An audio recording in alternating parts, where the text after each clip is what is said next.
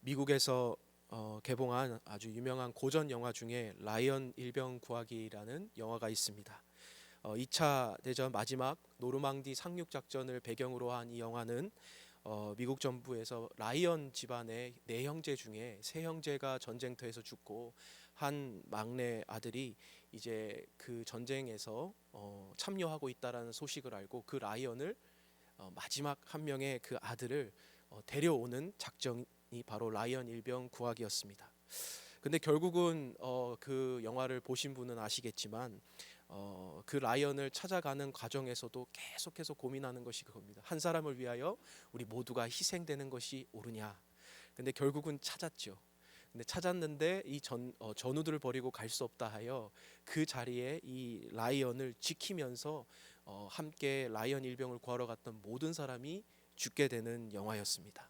그러면서 마지막에 이 라이언을 구하러 갔던 사람 중에 밀러 데위라는 사람이 라이언에게 마지막 이 이야기를 남깁니다. 영어로 earn this, earn it. 값지게 살아라. 그리고 주어진 것을 그냥 받아라. 그리고 갚으면서 열심히 살아라. 이런 의미입니다. Earn this and earn it. 그의 생명을 위해 많은 사람이 희생되었으니 이것을 기억하고 살아가라라는 의미로 참 그 메시지가 오늘도 많이 회자되고 있는 것 같습니다. 사랑하는 성도 여러분, 신앙생활은 영화에서 같이 earn this, earn it. 거저 받았으며 그리고 그것을 갚아 나가는 것이 우리의 신앙일 줄로 믿습니다. 레위기서는 이것을 기억하는 것이죠. 그리고 그대로 우리가 오늘 삶에서 살아내라고 우리에게 요구하고 있는 것입니다. 여러분, 가나안 땅에 입성하고 요단강을 건넌 후에 첫 전투가 시작되기 전에 여호수아와 이스라엘 백성이 제일 먼저 한 것이 무엇인지 아십니까? 여호수아서 4장을 보면 할례를 베풀고요. 그 다음에 기념비를 세웁니다. 여러분, 기념비와 할례를 왜 베풉니까? 자신들을 구원하신 분이 누구이신지, 지금까지 여기를 누가 인도하셨는지를 기억하게 하기 위해서 그들은 기념비를 세우고 할례를 베푸는 의식을 치르게 됩니다. 그것이 전쟁을 참여하는 것보다 더 중요했던 것이죠. 우리가 여기에 왜 있는 것이며, 우리가 지금 누구를 기억해야 하는 것이며, 우리가 지금 기억하고 우리가 자신을 드려야 하는 대상은 도대체 누구인지를 정확하게 분명히 하고 거룩한 그 전쟁에 참여하게 되었던 것입니다. 레위기서도 마찬가지로 주님께서 우리를 구원해 주신 것을 매일마다 매 순간마다 기억하게 하시기를 원하시는 것입니다. 아멘이십니까? 거룩하게 하신 것을 기억하고 우리 자신을 드리는 것이 이 레위기서의 핵심이에요. 그래서 이 레위기서의 핵심의 주제는 거룩이라는 주제를 가지고 이 모든 레위기서를 적어 나가고 있습니다. 이러기 위하여 레위기서 제일 먼저 5가지 등장하는 이 부분이 제사에 대해서 등장하는데, 번제와 소제와 화목제와 속죄제와 속건제라고 5대 제사를 다루고 있습니다. 오늘 저희가 읽은 이 본문은 레위기서 1장에 등장하는 번제, burnt offering, 태워서 드리는 번제의 제사라고 불릴 수 있겠습니다. 여러분, 번제는 히브리어로 올라라는 단어를 사용합니다. 그것은요, 올라가다, to go up, 그 향기가 그 제물에서 올라가는 그 형태를 들어서 번제는 올라라는 히브리어로 썼습니다. 그래서 제물을 불사를 때 연기가 어디로 올라가죠? 하늘로 올라가는 거. 그 향기를 누가 받으시죠? 하나님께서 받으시는 것을 이 번제라고 합니다. 그래서 번제는 제물을 태워서 그 향기를 하나님께 올리는 것이 바로 번제입니다. 근데 이 번제에는 몇 가지 특징이 있습니다. 여러분, 번제의 특징은 첫 번째로는 값비싼 대가 지불이 요구되었습니다. 여러분, 본문에 나오는 5대 제사 중에서 가죽을 제외한 제물의 모든 것을 완전히 태워오는 제사는 바로 이 번제입니다. 하나님께 유일하게 드리는 제사, 이제 소제는요, 제물을 드리는 곡식 한 줌을 하나님께 기념으로 드리고, 화목제는 제물의 기름진 부분만 하나님께 드리고, 속죄제와 속건제는 지방분만 하나님께로 올려드리고, 나머지 몫은 제사장의 몫을 올라갔습니다. 하지만 번제의 경우는 하나님께 완전히 태워 올려드리는 겁니다. 9절에 보면 나와 있죠. 제사장들은 그 전부를 제단 위에서 불살라 번제로 드릴지니. 여러분, 가축을 제외한 전부를 하나님께 불살라 올려 드렸다는 것은 남김없이 다 드리는 거잖아요. 남김없이 다 드렸다는 건 그만큼 가장 값비싼 제사였습니다. 가장 큰 희생이었습니다. 번제의 제물로도 오직 수컷만 허용되었다고 오늘 1절부터 이렇게 적고 있습니다.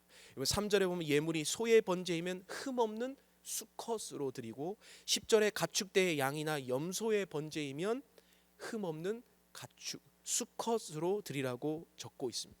여러분, 1천 번제를 드렸던 솔로몬을 기억하십니까? 솔로몬의 번제물로 1년 된 송아지를 가지고 그 앞에 나아갔다라고 적고 있어요. 여러분, 수컷의 송아지 중에 1년 된 것 가장 귀한 것이에요. 양과 염소 1년 된 수컷은 가장 가치가 매겨지는, 약간 청소년기의 아이들이 가장 건강하잖아요. 가장 촉망받는 가장 뛰어난 그 귀한 시기잖아요. 그것처럼 제물에서도 1년 된 것이 가장 귀하다고 이야기하고 있습니다. 번제의 제물은 뭐예요? 가장 귀한 것, 암컷보다 더 큰 수컷의 제물을 드림으로써 우리의 가장 큰 보물 1호를 하나님 앞에 올려드린다는 것을 기억하시기를 간절히 바랍니다. 다윗을 보면요, 이 인구조사로 인하여 하나님의 심판을 받고 나서 속죄의 제사를 드릴 때 여부스의 사람 아라우나가 자신의 가축을 가져가서 제사를 드리라고 해요. 근데 다윗이 뭐라고 하는지 아세요? 사무엘하 24장 24절에 내가 값을 주고 내게서 살이라, 값 없이는 하나님 여호와께 번제를 드리지 아니하리라, 이렇게 적고 있어요. 지금 어떠한 내용을 적고 있습니까? 내가 정당한 대가 지불을 행사하고 내가 하나님 앞에 다 드려서 이 번제를 드리겠다는 거예요. 하나님께서 가장 기뻐하시는 제사는 나의 최고의 값을 지불하여 하나님 앞에 드리는 그 제사일 줄로 믿습니다. 그래서 다윗의 그 제사, 하나님 앞에 내가 최고의 것을 드리고 나아갔을 때 하나님께서 그 제사를 받으셨어요. 그 제사를 받으시고 다윗을 용서해 주셨다는 것을 볼 수 있습니다. 여러분, 이 제물을 드린 사람은요, 그 제물, 자신의 제물을 가지고 나아갔을 때 그 가축이 어떻게 되어지나요? 오늘 본문에 보면 가축의 각을 떠요. 그리고 가죽을 벗기죠. 그러면서 그 가죽을 벗기면서 각을 뜨고 있는 그 장면을 보면 피가 철철 흘러 넘칠 거 아니에요. 그 모습을 계속 지켜보는 거예요. 그러면서 봉헌을 드리는 이 사람은 자신의 죄 때문에 피 흘림과 희생을 눈앞에 매일매일 바라보면서 어떠한 생각이 들까요? 나의 죄 때문에 이러한 대가 지불이 매일매일마다 일어나야 하는 것, 내가 얻은 이 구원은, 내가 얻은 하나님과의 관계는 그렇게 쉽게 얻어지는 것이 아니구나라는 것을 깨닫게 되는 것이죠. 여러분, 이 제사의 과정을 왜 이렇게 복잡하고 힘들게 적어놨느냐라고 하면 그 과정 하나하나를 통과하면서 하나님과의 관계의 회복, 그거를 적고 있거든요. 하나님 앞에 나아가는 방법을 적고 있거든요. 근데 그것이 우리의 최고의 값을 드려야만, 우리의 최고의 정성을 드려야만 만날 수 있는 분이 하나님이시라는 거예요. 우리는 너무나 값싸게 생각했잖아요.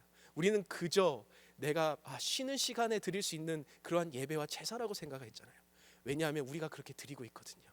그런데 하나님께서는 예수 그리스도라는 가장 값비싼 그 속죄의 제물을 가지고 하나님 앞에 나아가야 하나님께서 받으시는 그 예배가 되어야 된다라고 이야기하고 있습니다. 최고의 대가 지불, 예수 그리스도를 통하여 드려지는 그 번제의 제물이 하나님께서 드려지는, 받으시는 제물이었다는 것이죠. 두 번째로는요, 또 하나의 특징은 완전하게 드려져야 했습니다. 번제는 완전하게 드려져야 됐습니다. 3절에 보면 흠 없는 이라는 단어는 히브리어로 타밈이라는 단어를 씁니다. 그래서 히브리어 타밈은 다른 문맥에서 완전하다라는 단어로 바꿔 쓸 수 있는데요, 제물에서 이 타밈, 이 완전하다는 우리가 도덕적으로 윤리적으로도 완전하다, 의로움을 입었다라고 표현할 때도 동일하게 쓰는 단어입니다. 즉 제물을 드리는 봉헌자는 그와 같이 완전해야 된다라는 것을 요구하고 있고, 제물도 완전해야 된다는 것을 요구하고 있어요. 여러분, 에베소서 1장 4절을 보면 우리가 창세전에 어떻게 선택하시고 예정하셨습니까? 우리를 그 앞에서 거룩하고 흠이 없게 우리를 택하시고 우리를 부르셨어요. 우리를 거룩하고 흠이 없게, 우리를 탐임하게 부르셨단 말이죠. 완전하게 행하라고 하나님께서 요구하고 계시는 것이 하나님의 목적이에요. 그래서 창세기 17장 1절에 아브라함에게 하나님께서 어떤 말씀을 하세요? 너는 내 앞에서 행하여 완전하라, 탐임하라라고 적고 있는 거예요. 그 완전하라라는 그 말씀이 계속해서 이스라엘 백성에게 요구하고 있는 걸 여러분 아세요? 신명기서 18장 13절에 너는 내 하나님 여호와 앞에서 완전하라. 그리고 잠언서 28장 18절에 성실하게 행하는 자는 구원을 받을 것이다. 여기서 성실하게 행한다는 것은 blameless, 탐임하다라는 단어를 적고 있습니다. 즉 우리의 삶이 탐임해야 되는 거예요. 완전하고 하나님 앞에 흠이 없고 거룩해야 되는 거예요. 그런데요, 우리가 그러한 삶을 살 수 있습니까? 우리는 그러한 존재입니까? 그럴 수 없다라는 거죠. 그래서 그 완전한 제물 대신 그 완전한 제물에게 나의 허물을 안수하여 전가하여서 오늘 그것이 희생됨으로 그 피를 뿌려 우리가 하나님 앞에 나아가는 것, 우리가 하나님 앞에 완전하게 되는 것, 탐임하게 되는 것을 오늘 이 제사를 통하여 우리에게 알려주고 있다라는 거예요. 제물을 죽여서 자신을 희생시켜 피를 뿌림으로 하나님 앞에 나아감을 얻을 수 있는 것이 바로 이 번제의 제사였습니다. 흠 많고 그리고 허물 많은 우리들, 완전하지 못한 우리들을 대신하여 흠 없는 이 수컷과 이 수컷의 제물을 통하여 번제의 향기를 받으시는 하나님, 그분이 바로 예수 그리스도라는 제물을 통하여 우리가 하나님 앞에 나아갈 수 있다라는 것이죠. 세 번째, 마지막 하나의 특징이 더 있습니다. 자신을 드려야 하는 것이 이 번제의 특징이었습니다. 자신을 드리는 거예요. 4절을 보면 그 번제물의 머리를 안수할지니 그를 위하여 기쁘게 받으심이 된다라고 적고 있어요. 안수를 한다는 것은 나의 죄가 전가되어 나를 대신 죽는다는 의미도 있습니다. 그런데 안수는 자신과 제물이 동일시되는 그 동일시하는 그 용어로도 사용이 되고 있습니다. 죄의 전가뿐만 아니라 제물이 하나님 앞에 바쳐지는 거죠. 그래서 그 제물만 하나님 앞에 드리는 것이 아니라 내 자신도, 봉헌자도 하나님 앞에 내 자신을 하나님 앞에 드리는 겁니다. 우리가 헌금을 할 때에도 헌금의 제물만 하나님 앞에 드리는 것이 아니라 누구도 드리는 거예요? 내 자신도요. 나와 내 삶도 하나님 앞에 드려지는 게 돼야 되는 것이죠. 그래서 그 9절에 그 전부를 제단 위에 불살라서 그 전부를 하나님의 향기로운 제사로 드려지는 것이 바로 이 번제예요. 신약 성경에 보면 헌금을 드리기 전 마게도니아 교인들은 이렇게 그 자세를 설명하고 있어요. 그들이 먼저 자신을 주께 드리고라고 적고 있습니다. 고린도후서 8절 5절에 먼저 자신을 주께 드렸다라고 적고 있는 거예요. 제물과 함께 나 자신을 주님께 드릴 때 하나님께서 그 제물뿐만이 아니라 가인과 아벨, 그 제사에 차있던처럼 아벨을 받으셨던 것처럼 우리의 그 삶을 먼저 받으실 줄로 믿습니다. 여러분, 이 번제의 특징은 모든 절차 속에 자신이 함께하는 과정이에요. 제물이 죽는 과정을 내가 보고 있고요. 그 제물의 죽음 속에서 내가 구원받은 것, 하나님 앞에 나아갈 수 있다라는 것, 교제가 회복되는 것을 바라보게 되는 거죠. 그러면서 우리가 하나님 앞에 내 자신을 드림으로 내가 삶으로 하나님 앞에 나아간다라는 것을 이야기하고 있습니다. 세 가지 특징 뭐라고 말씀드렸죠? 대가 지불이 있습니다. 완전하게 드리는 것입니다. 그리고 내 자신을 하나님 앞에 다 드리는 것입니다. 이 특징이 곧 우리의 예배의 자세가 되어야 하겠죠. 오늘 우리 말씀을 통하여 적용해 보고자 하면 첫 번째로는 우리는 이 remember입니다. 이 모든 것을 기억해야 합니다.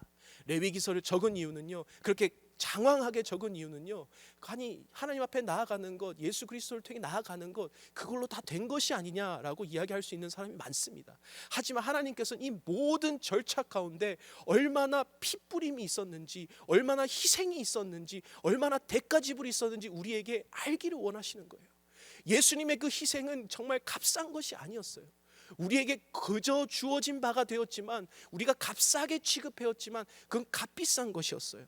그것은 그 누구 하나 그 쉽게 다룰 수 없었던 거예요. 아무도 행할 수 없었던 대가 지불이었어요.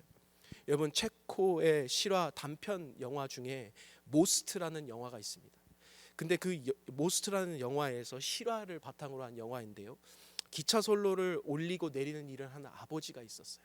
그 아들과 함께 살아가는 이 아버지는요, 그 아들이요, 하나뿐인 아들이 선로에서 놀다가 그 기차 선로 아래에 떨어지게 됩니다. 근데 그때 마침 기차가 오는 상황이었어요. 그 다리가 올라가 있는 상황에서 그 다리를 올리면, 아들을 구하기 위해 올리면 기차가 정복되어 다 죽는 상황이었고, 그 선로를 내리게 되면 기차는 살리지만 자신의 아들은 죽게 되는 상황이었습니다. 아버지는 어떠한 결정을 했을까요? 자신은 다리를 올리고 내리는 사명을 가지고 있었어요. 그리고 아버지는 눈물을 흘리며 고통을 치면서 그 선로를 내렸어요. 그리고 자신의 아들은 죽었고, 그 열차에 속한 수많은 사람들은, 자신과 관계없는 사람들은 모두 살 수 있었습니다. 여러분, 그 장면을 바라보면서 아들의 희생을 말미암아 많은 사람들이 살게 되었어요. 누군가의 엄청난 대가 지불을 말미암아 한 사람이 살아나게 된 것, 그것이 오늘 우리가 받은 은혜일 줄로 믿습니다. 여러분, 오늘 우리가 살아가는 것, 오늘 우리가 이렇게 예배드리는 것, 하나님 앞에 나아갈 수 있는 것, 그것은 누군가의 대가 지불이 있었어요. 그게 누구시죠? 바로 예수 그리스도라는 거예요. 여러분, 우리가 오늘부터 1, 2, 3 기도회를 시작해요. 근데 그 1, 2, 3 기도회가요, 왜 1, 2, 3 기도회를 매일매일마다 하나요? 우리가 무엇을 기억해야 하나요? 예수 그리스도가 우리께서 우리를 위하여 죽으시고 우리를 살리신 그 은혜를 기억하자고 하는 게 바로 1, 2, 3 기도 아닙니까? 오늘 그 은혜가 여러분과 우리의 삶 가운데 넘치기를 간절히 소망합니다. 이번 두 번째는 릴레이션십입니다. 릴레이션십. 하나님께서 이 모든 과정을 우리에게 주신 이유는요, 하나님 앞에 나아갈 수 있게 하기 위해서예요. 하나님께서 우리를 오게 하기 위해서 이 과정을 적은 거예요. 레위기서 1장에 가장 많이 등장하는 단어가 여호와께라는 단어예요. 9번이나 등장하는 게 바로 여호와께라는 단어예요. 이 번제의 예배는 여호와 앞에서 드리고 여호와께 나아가기 위해서 우리가 이 번제를 행한다라는 거예요. 미국 목사이자 작가인 프레드릭 비크너의 책은 주목할 만한 일상이라는 책에서 멈추고 바라보고 귀 기울이라라는 그 이야기를 적고 있습니다. 우리가 살아가면서 매일매일마다 놓치는 것이 너무나 많은데, 우리는 멈추고 바라보고 귀 기울여야 우리는 그 대상을 바라볼 수 있고 알 수 있다라고 이야기합니다. 자세히 보아야 꽃이 예쁨을 알 수 있듯이 마주하고 있는 사람을 자세히 보아야 우리는 사랑할 수 있다라고 이야기해요.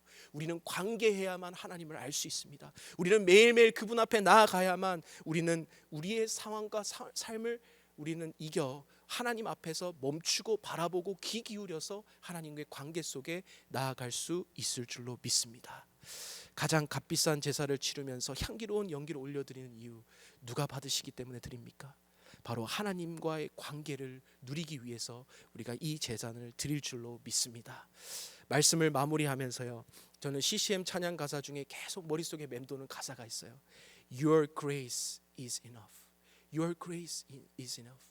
당신의 은혜가 우리에게 충분합니다.